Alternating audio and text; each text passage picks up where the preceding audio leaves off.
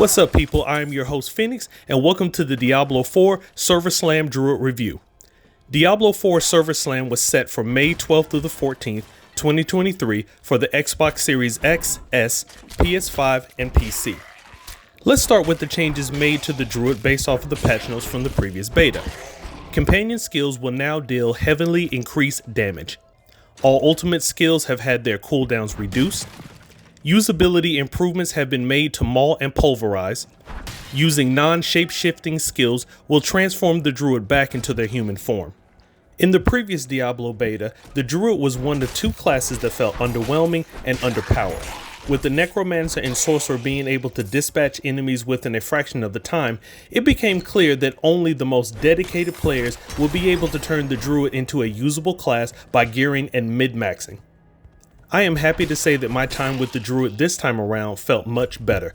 I used the Werebear Maul ability as my base attack, and I had no problem slashing through mobs. Of course, I would take slightly more damage than I would using the Sorcerer, but this is par for the course using a ranged character versus a close combat.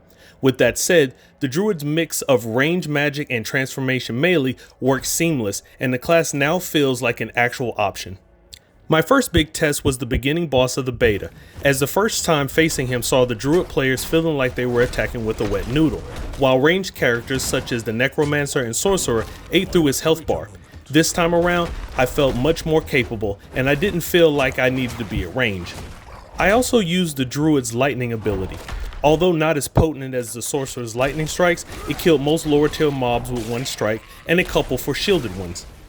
Outside of the ability buffs and cooldowns, the Druid plays about how you would expect. Veterans and newcomers to the class should have no problem getting the gist of this class's flow.